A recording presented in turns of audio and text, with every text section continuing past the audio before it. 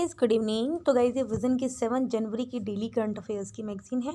तो चलिए हम आज की फर्स्ट न्यूज़ स्टार्ट करते हैं। Cabinet approve second phase of green energy corridor for intra state transmission system. तो गाइज़ किस तरह से हम क्या कर सकते हैं, एक स्टेट से दूसरे स्टेट में, मतलब कि सॉरी इंट्रा स्टेट मतलब कि विद इन अ स्टेट, किस तरह से आप क्या कर सकते हो, ट्रांसमिट कर सकते हो क्या इलेक्ट्रिसिटी जो रिन्यूएबल एनर्जी है। फाइन। तो ग्रीन एनर्जी जो कॉरिडोर है, इसका प्रोजेक्ट का एम यही था कि हम क्या कर सकें, जो रिन्यूएबल सोर्सेज से इलेक्ट्रिसिटी प्रोड्यूस होती है, जैसे सोलर एनर्जी होगी, विंड एनर्जी होती है, उनको हम जो कन्वेंशनल पावर स्टेशन हो गया उनको किस तरह से उनके साथ कंबाइन कर सकें एक ग्रिड में। पर्पस ये कि हमें क्या करना है, लार्ज स्केल में रिन्यूएबल एनर्जी को, रिन्यूएबल पावर को क्या करना है, प्रोड्यूस करना है by installing transmission lines and substations, और ग्रिड में इम्प्रूवमेंट करना है इन इम्प्लीमेंटिंग स्टेट्स। ठीक है। तो ये जो फेज सेकेंड है वो 20 गीगावाट ऑफ रिन्यूएबल एनर्जी को की सप्लाई की हेल्प करेगा। कौन कौन से में, कौन कौन स्टेट में, गुजरात, हिमाचल प्रदेश, कर्नाटक, केरल, राजस्थान, तमिलनाडु एंड उत्तर प्रदेश। जो इसका फेज़ 1 था, इसके अंदर हमने 8 स्टेट्स में इंप्लीमेंट किया था, तमिलनाडु, राजस्थान, कर्नाटक, आंध्र प्रदेश, महाराष्ट्र, गुजरात, हिमाचल प्रदेश, मध्य प्रदेश, जिसमें हमने 2022 तक, जिसमें हमारा एक था 2022 तक 24 गीगावाट ऑफ रिन्यूएबल एनर्जी को क्या करना है, प्रोवाइड करना है। सिग्निफिकेंस ये है, इससे क्या होएगा, जो हमारा टारगेट है 2030 तक 450 गीगावाट रिन्यूएबल एनर्जी कैपेसिटी को इंस्टॉल करने का, वो पूरा होगा। इसके अलावा हम क्या कर सकते हैं, एनर्जी सिक्योरिटी जो अपना मकसद है उसको हम अच्छे वे में सस्टेन कर सकते हैं, और इकोलॉजी और अपने कार्बन फुटप्रिंट्स को भी रिड्यूस कर सकते हैं। इसके अलावा हम क्या करें, पावर सेक्टर में स्किल्ड और अनस्किल्ड जो लोग हैं उनको एम्प्लॉयमेंट प्रोवाइड करेंगे। ठीक है। इसके अलावा हम ये करते हैं कि नेशनल ग्रिड में क्या करेंगे, रिन्यूएबल एनर्जी सोर्सेज की जो कंट्रीब्यूशन है उसको बढ़ाएंगे। फाइन। रिसेंटली इंडिया ने ऑलरेडी अपना जो 2030 का जो माइलस्टोन है, उसकी 40% कैपेसिटी को इंस्टॉल कर चुके हैं, मतलब कि 157.32 गीगावाट को इंस्टॉल कर चुके हैं आउट ऑफ 392 गीगावाट। ठीक है। नेक्स्ट न्यूज़ है हमारी, Maharashtra, Tamil Nadu among 5 Indian state with dirtiest coal power station, centre for science and environment analysis. देखो ये एनालिसिस किसके द्वारा किया जाए है, centre for science and environment. ठीक है। तो इससे पहले किया जो ministry of environment, forest and climate change है, उन्होंने क्या किया था, कोल थर्मल पावर प्लांट्स इनकी लिस्ट रिलीज की थी और उनके कैटेगराइजेशन की। ठीक है। मतलब कौन कौन से थर्मल पावर प्लांट्स किस किस कैटेगरी में आते हैं। ठीक है। अप्रैल 2021 में मिनिस्ट्री ऑफ एनवायरमेंट ने क्या किया था, 2015 के नोटिफिकेशन को अमेंड किया था, और इसके अंदर क्या किया था, जो कोल थर्मल पावर प्लांट्स हैं उनको 3 कैटेगरीज में कैटेगराइज कर दिया था। इसके अलावा जो centre for science and environment है, उन्होंने एनालाइज किया है कि जो, अब देखो इसमें क्या होता है गाइस, 3 तरह की कैटेगरी कर दी है। एक को तो कैटेगरी ए है, कैटेगरी बी है, कैटेगरी सी है। तो इसमें अभी भी जो 61% कोल थर्मल पावर प्लांट्स हैं वो कैटेगरी ए में है, 35% कैटेगरी बी में है, 32% कैटेगरी सी में है, जिन्होंने अभी तक अपने डेडलाइंस को मीट नहीं किया। मतलब कि सिंपल बात है, कोल थर्मल पावर प्लांट्स को कैटेगराइज किया गया, किसी को ए बी सी में रखा हुआ है। तो उसमें से जो ए में जितने उनमें 61% लोगों ने अभी तक डेडलाइंस का कंप्लाई नहीं किया है, और कैटेगरी बी के 35% और कैटेगरी सी के 32%। 2015 में मिनिस्ट्री ऑफ एनवायरमेंट ने कुछ एनवायरमेंटल नॉर्म्स को नोटिफाई किया था कि कितने, मतलब कि कितना लिमिट होनी चाहिए, आप कितना लिमिट में क्या कर सकते हो, उसको रिलीज कर सकते हो, particulate matter, sulphur oxides, nitrogen oxides, mercury या फिर water use for coal based thermal power plant. Coal thermal power plant आपको पता ही होगी, जो क्या करते हैं, कोयला यूज़ करके आपको पावर प्रोड्यूस करते हैं, और इसकी वजह से हमारे सल्फर डाइऑक्साइड कंट्रीब्यूशन आधे से ज़्यादा कंट्रीब्यूट करता है। 30% ऑक्साइड्स ऑफ नाइट्रोजन आते हैं, 20% पार्टिकुलेट मैटर आते हैं हमारी एयर में। इसके अलावा जो इनिशियली इंप्लीमेंटेशन थी डेडलाइन करने की इन सब की, मतलब कि इन डेडलाइन जो भी थी उनको इंप्लीमेंट करने की वो 2017 थी, लेकिन इसको एक्सटेंड कर दिया था 2022 तक। ठीक है। अब आप जरा कैटेगरी ए बी सी आप देख सकते हो। कैटेगरी ए में क्या है, वो रीजन्स हैं जो, या वो थर्मल पावर प्लांट्स हैं जो एनसीआर रीजन के 10 किलोमीटर के रेडियस में आते हैं, और इनकी डेडलाइन थी 2022 के एंड तक। इसके बाद कैटेगरी बी में वो थे जो क्रिटिकली पोल्यूटेड एरियाज़ में जो पावर प्लांट्स हैं, या फिर नॉन अटेनमेंट सिटीज़ के 10 किलोमीटर रेडियस में, और इन्हों को कंप्लाई करना था नॉर्म्स के साथ 2023 तक। इसके बाद कैटेगरी सी में थे कुछ रिमेनिंग प्लांट्स जिन्होंने सल्फर डाइऑक्साइड और nitrogen oxide control gears install करने अपने अपने पावर प्लांट में 2024 तक। ठीक है। अब गाइज जरा हम ये पढ़ लेते हैं एफजीटी क्या होता है। इन नॉर्म्स के साथ कंप्लाई करने का इसका मतलब ये था कि जो भी एग्जिस्टिंग जो थर्मल पावर प्लांट्स है उनको अपने आप को रेनोवेट करना है, कुछ भी अगर आपको न्यू टेक्नोलॉजी इंस्टॉल करनी है तो करो, सो दैट वो क्या कर सके, कुछ एमिशन को कंट्रोल कर सके, जैसे flue gas desulphurisation, selective catalytic reduction. ठीक है। जो फ्लू गैस डिसल्फ्राइजेशन है इंपॉर्टेंट होगा गाइस, ये एक टेक्नोलॉजी है जिसमें क्या करते हैं, जो भी सल्फर ऑक्साइड्स हैं उनको रिमूव करते हैं। ठीक है। जो कहीं से भी आ रहे हैं। ठीक है। नेक्स्ट न्यूज़ है हमारी, government working of ESG, that is the environmental social and governance ranking for LIC of ahead of the public offer. तो ये जो हमारी न्यूज़ इकोनॉमी में कवर होगी, ये रिपोर्ट किया जा रहा है कि जो मिनिस्ट्री ऑफ फाइनेंस है वो क्या कर रही है, काम कर रही है सो दैट वो क्या कर सके, जो LIC जो हमारी कंपनी है उसके लिए environmental social and governance score obtain कर सके before filing for its mega IPO। अभी गाइस आपको पता ही है कि LIC के IPO निकलने वाला है, ये हमने कुछ दिन पहले पढ़ा था। तो IPO फाइल करने से पहले क्या होता है, उसका एक स्कोर ऑब्टेन करना होगा, तो environmental social and governance score. तो उसी कितना स्कोर होगा वो उस पे काम कौन करे, मिनिस्ट्री ऑफ फाइनेंस करिए। देखो ESG क्राइटेरिया में कुछ एनवायरमेंटल सोशल और गवर्नेंस होता है और इसके अंदर ये सब कुछ फैक्टर्स होते हैं, ये आप खुद पढ़ सकते हो, ठीक है। अगर किसी का भी ESG स्कोर अच्छा होता है तो इसका मतलब उसकी वैल्यू अच्छी है और उसमें ज़्यादा इन्वेस्टमेंट अट्रैक्ट करेगी and it will attract larger and responsible pool of capital. ESG एक तरह का सस्टेनेबल इन्वेस्टिंग है, मतलब कि आप इसमें अगर इन्वेस्ट कर रहे हो तो इसका मतलब आपका मनी सेफ रहेगा और आप इसको लॉन्ग टर्म में इन्वेस्ट कर सकते हो, या फिर लॉन्ग टर्म अगर आप रिटर्न एक्सपेक्ट कर रहे हो देन इट इज़ गुड, ठीक है। तो ESG एक तरह का सस्टेनेबल इन्वेस्टिंग है जो मेजर करता है द इम्पैक्ट ऑफ कंपनी के एथिकल कंट्रीब्यूशन क्या है। मोस्ट जो वर्ल्ड की लार्जेस्ट कंपनीज हैं वो अपनी ESG परफॉर्मेंस को रिपोर्ट करती रहती हैं, बिकॉज जो इन्वेस्टर्स होते हैं वो करते रहते हैं कंपनीज को आइडेंटिफाई कि कौन कितना कितना अच्छा ESG स्कोर और किस में इन्वेस्ट करना चाहिए। बेनिफिट्स क्या है ESG के, सबसे पहले इन्वेस्टर्स की हेल्प करती है कि वो अपने इन्वेस्टमेंट कहाँ पे कर सकते हैं। इसके अलावा वो वहाँ की एसेट वैल्यू कैपिटल बढ़ाती है बाय अट्रैक्टिंग, ऑफकोर्स अगर किसी भी कंपनी का अच्छा ESG स्कोर है तो वहाँ पे कैपिटल अट्रैक्ट होगी, ठीक है, by attracting the growth sustainability fund. Result से क्या होएगा, बेटर ऑपरेशनल परफॉर्मेंस होगी, स्टॉक परफॉर्मेंस अच्छी होगी और lowest cost of capital to the company. Status क्या है, under business responsibility and sustainable reporting by listed companies. SEBI ने नोटिफाई किया कि हर एक बंदे को, हर एक कंपनी को अपनी ESG रिपोर्ट करनी है। BRCR इसको एप्लीकेबल है टॉप 1000 लिस्टेड एंटिटीज़ में बाय मार्केट कैपिटलाइजेशन। बाकी जो BRCR की जो रिपोर्टिंग होती है वो मैंडेटरी होगी, कब से, 2022-23 से। नेक्स्ट है use drones more effectively, ministry of civil aviation ऐसे बोला है। अभी क्या है, in a note to several ministry, जो मिनिस्ट्री ऑफ सिविल एविएशन है उन्होंने सुजेस्ट किया है कि ड्रोन्स अगर आप इस suggested a range of usage, अगर आप ड्रोन्स यूज़ करो तो उसके क्या यूजेस हो सकते हैं तो उसको बताया है, ठीक है। ड्रोन का मतलब क्या हो, जैसे आप शादियों ब्याह में देखते हैं तो इसमें कोई मतलब अनमैन्ड एयरक्राफ्ट सिस्टम होता है, एक एयरक्राफ्ट होता है जो अपने आप ऑपरेट करता है या फिर और रिमोट से आप ऑपरेट कर सकते हो without any pilot. Drone rule 2021 classify किया है ड्रोन्स, इसमें 5 तरह के कैटेगराइजेशन है।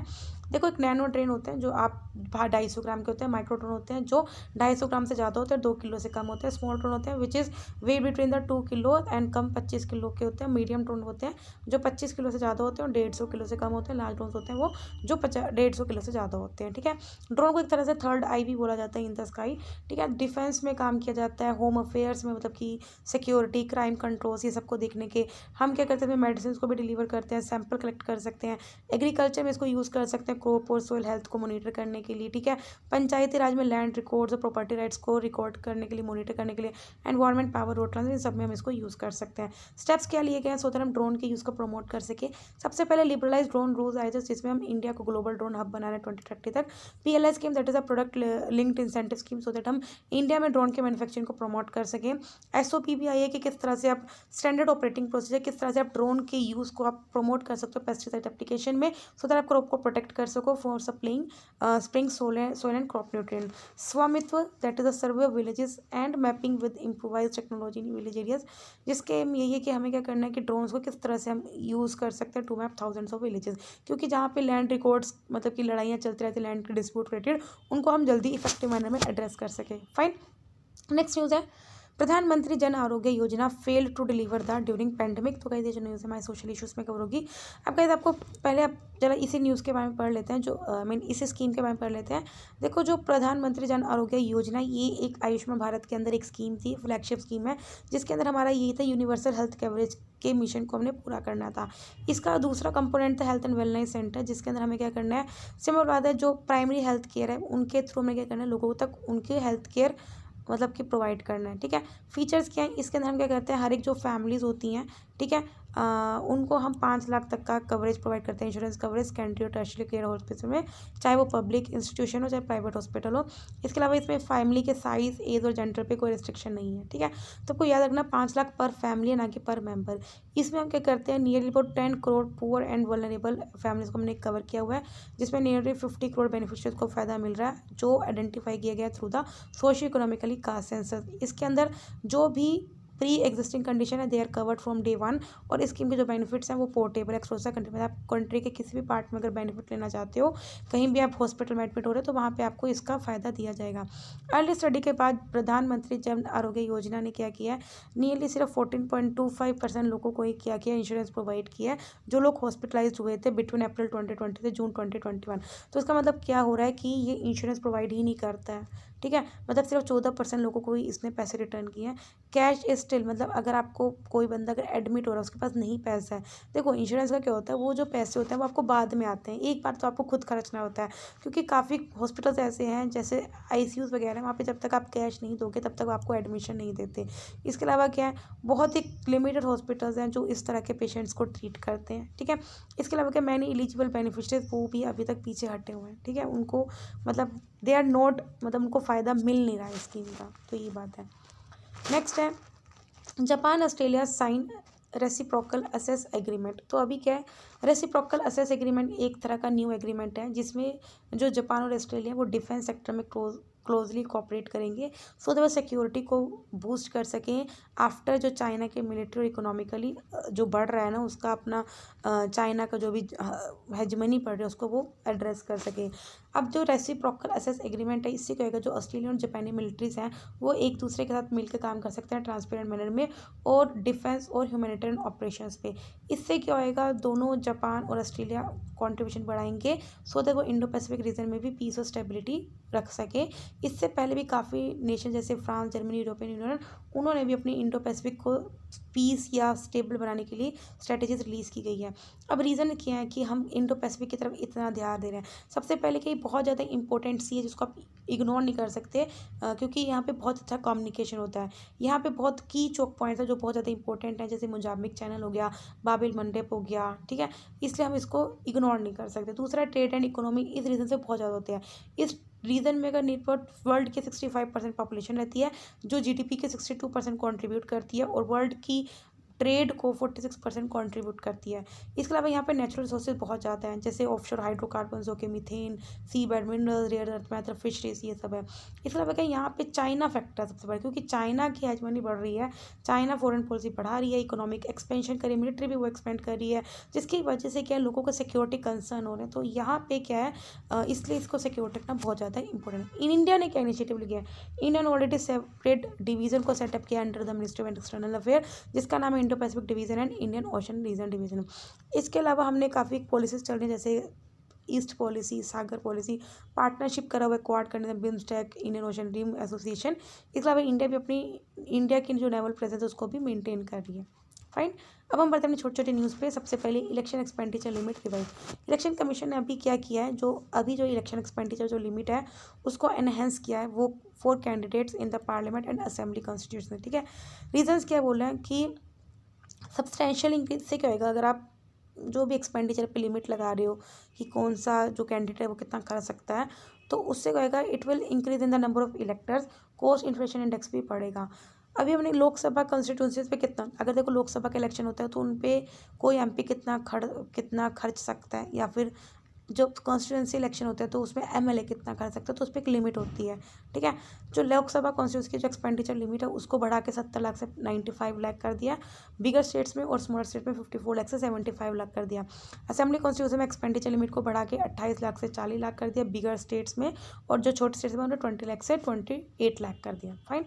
नेक्स्ट है Basel third framework on the liquidity standard. Recently क्या आरबीआई ने बेसल थर्ड फ्रेमवर्क को रिवाइज किया on the liquidity standard and net stable funding ratio for small business customer to better, कि किस तरह से जो स्मॉल बिजनेस कस्टमर है वो बेटर अच्छे से कंप्लाई कर सकते हैं बेसल नॉर्म्स और अपने लिक्विडिटी रिस्क को मेंटेन कर सकते हैं। ये ग्लोबल फाइनेंशियल क्राइसिस आया था तब लॉन्च किया गया था the liquidity coverage ratio and the NFSR. ये 2 मिनिमम स्टैंडर्ड है फॉर फंडिंग लिक्विडिटी। मतलब एलसीआर क्या होता है, that is the liquid coverage ratio क्या होता है, एक तरह का हाई क्वालिटी लिक्विड एसेट होता है जो किसी भी बैंक को मेंटेन करने रखता है, सो दैट अगर अगर कोई भी बैंक अगर उसमें चला गया बहुत ज़्यादा स्ट्रेस कंडीशन में, तो 30 दिन तक वो अपना काम चला के रख सके, ठीक है। मतलब वही बात है, अगर सपोज करो आपके मतलब बहुत ज़्यादा हालत ख़राब हो जाएगी आपके घर में फाइनेंशियली, तो आपका कुछ पैसों को जो आपने ऐसा रखा होगा कि मैं उस वक्त काम करूँगा, ठीक है। NFSR that is a net stable funding ratio, ये एक तरह का अवेलेबल स्टेबल फंडिंग होती है which is relative to amount of required stable funding. Next है emergency credit line guarantee scheme. तो गाइज SBI के रिकॉर्ड के अंडर देखो गाइज, मैं आपको सबसे पहले बताती हूँ emergency credit line guarantee scheme है क्या। इसको अनाउंस किया गया था एज अ पार्ट ऑफ आत्मनिर्भर भारत पैकेज। इसमें हम क्या करते हैं, जो MSMEs होगी, जो हमारी माइक्रो स्मॉल मीडियम एंटरप्राइजेज होगी, बिजनेस एंटरप्राइजेज हो गई, या फिर जो बिजनेस पर्पसेस के लिए हम कुछ इंडिविजुअल लोन प्रोवाइड करते हैं। और इसमें हम क्या करते हैं, एक तो गारंटेड लोन प्रोवाइड करते हैं, कोलेटरल फ्री, बिना किसी सिक्योरिटी के आपको लोन दिया जाता है, ठीक है। इससे पहले गवर्नमेंट ने क्या किया है, इसके अंदर कुछ और इंडस्ट्रीज को भी कवर किया है, ठीक है। ये क्या करता है, 100% गारंटी कवरेज प्रोवाइड करता है टू द मेंबर लैंड। देखो सिंपल बात है, अगर कोई भी फाइनेंशियल इंस्टीट्यूशन है वो आपको लोन दे रहा है, तो उसको भी डर रहेगा कि यार अगर आपने उसका पैसा नहीं था तो उसको मर जाएगा। तो इसके थ्रू क्या होता है, तो उस पर्टिकुलर फाइनेंशियल इंस्टीट्यूशन को डर नहीं रहता, क्यों, अगर आपने उसके पैसे खा भी लिए, मार भी लिए, तो उसको ये लाइन के थ्रू उसको पैसे 100% उसको मिल जाएंगे, ठीक है। तो इसमें क्या जो bank financial institute non bank bank उनको फुल गारंटी कवरेज मिलती है to on guaranteed emergency credit line. According to SBI reward, जो अभी तक ये जो स्कीम है वो नियर अबाउट 13.5 लाख यूनिट्स को सेव कर चुका है और 1.5 करोड़ जॉब्स को भी सेव कर चुका है MSME सेक्टर में, which is very nice. Next है पोलियो। यूनिसेफ डाटा ने शो किया है कि हमें चिल्ड्रन जिनकी एज 12 से 23 मंथ है उनको पोलियो वैक्सीन की 3rd डोज देनी होनी चाहिए, जिसकी वजह से जिस decline 5 percentage point 2022 compare 29 worst drop since 1991। Fine. Polio एक हाईली इन्फेक्शियस वायरल डिजीज़ है जो 5 साल से कम बच्चों को इफेक्ट करती है। ये वायरस ट्रांसमिट होता है बाय पर्सन टू पर्सन और स्प्रेड होता है मेनली फेशियल ओरल रूट के थ्रू, ठीक है। ये पर्सन के स्पाइनल कोड या पैरालिसिस कर सकती है। 2 तरह के वैक्सीन होते हैं जो इस इन्फेक्शन को प्रिवेंट करते हैं, एक तो ओरल पोलियो वैक्सीन और इंजेक्टेबल पोलियो वैक्सीन। इंडिया को पोलियो फ्री सर्टिफाई कर दिया गया 2014 में। नेक्स्ट है एक्सटेंडेड पोलियो प्रोड्यूसर रिस्पॉन्सिबिलिटी। देखो ये एक पॉलिसी होती है जिसमें यही है कि जो प्रोड्यूसर है उसी को रिस्पॉन्सिबिलिटी दी जाती है कि आपको अपना जो भी प्रोडक्ट है उसको डिस्पोज करना है। अभी ministry of environment for climate change ने एक ड्राफ्ट नोटिफिकेशन रिलीज़ किया कि किस तरह से आप एक्सटेंडेड प्रोड्यूसर रिस्पॉन्सिबिलिटी को हम रेगुलेशन को इम्प्लीमेंट करेंगे वेस्ट टायर्स पे, ठीक है। देखो ये प्लास्टिक में आता है तो अभी वेस्ट टायर की बात की जा रही है। इंडिया ने बहुत हर साल 2,75,000 टायर्स को डिस्कार्ड करता है एंड उसके लिए कोई भी प्लान नहीं है, ठीक है। Over and above 3 million waste tyres को इंपोर्ट किया जाता है रिसाइकलिंग के लिए भी।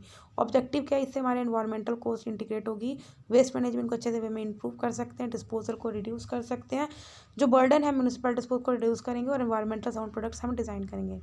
नेक्स्ट है महाकाली रिवर। अभी क्या है, कैबिनेट ने अप्रूव किया MOU between India and Nepal, so जिसमें महाकाली रिवर जो कि धरचूला में उसके ऊपर ब्रिज को कंस्ट्रक्ट करेंगे। और रीजन क्या है इसका, उत्तराखंड के पिथौरागढ़ डिस्ट्रिक्ट से ये काला पानी से ओरिजिन होती है। इसको शारदा काली रिवर भी बोलते हैं। घाघरा रिवर को ज्वाइन करती है जो कि गंगा की ट्रिब्यूटरी है। ये उत्तराखंड के कुमाऊं डिवीज़न और नेपाल में एज अ बॉर्डर भी एक तरह का सर्व करती है। इंडिया का फर्स्ट ओपन रॉक म्यूजियम, इसको इनोग्रेट किया गया है CSIR के national geographical research institute Hyderabad के कैंपस में।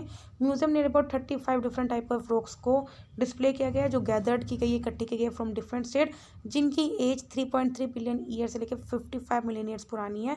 On the occasion of union institute of state for science and technology, इन्होंने रिलीज किया एक earthquake risk map of Lucknow and the Dehradun sites. कुछ पीसेस है न्यूज़ में जरा हम पढ़ लेते हैं। तो clouded leopard in a first जो इलूसिव क्लाउडेड लेपर्ड है वो नागालैंड माउंटेन्स में देखा गया है at an altitude of 37,000 metres. ये लार्जली नोन किए जाते हैं कि ये to inhabited low elevation evergreen rain forest. ये एक स्टेट एनिमल है मेघालय का, तो ये आपको पता होना चाहिए। आइसोलेशन स्टेटस इसका वल्नरेबल है। ये कहाँ डिस्ट्रीब्यूट है, close the south eastern Asia, Himalaya, south China, Bhutan, Nepal, north east India, Burma, Thailand, Vietnam, Malaysia, Cambodia. Next है ओरिएंटल डार्टल। अभी क्या है, ringing of oriental darter has been taken up to monitor seasonal fluctuation in birds movement in Bharatpur world sanctuary, ठीक है। देखो Bharatpur bird sanctuary जिसको किलोडो national park बोलते हैं, वहाँ पे बर्ड की मूवमेंट में देखने को मिला है। इसका जो आइसोलेशन स्टेटस है वेरी इंपॉर्टेंट हो जाता है, नियर थ्रेटेंड है। डिस्ट्रीब्यूशन कहाँ कहाँ जाता है, इंडिया सब कॉन्टिनेंट, म्यांमार,